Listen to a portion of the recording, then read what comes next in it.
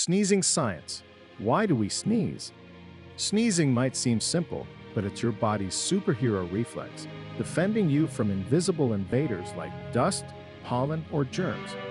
Ever wonder why it happens so suddenly and dramatically? When your nose detects irritants, it sends a distress signal to your brain. The brain rallies your chest muscles, diaphragm, and throat to work together, creating a massive burst of air. That sneeze launches particles out of your nose at nearly 100 miles per hour, nature's ultimate cleanup system. Without sneezing, irritants could linger, affecting your respiratory health. It's not just an achoo, it's your nose's cleansing mechanism, keeping you protected every day. Love unraveling everyday mysteries. Subscribe to Brain on a Stick for more moments.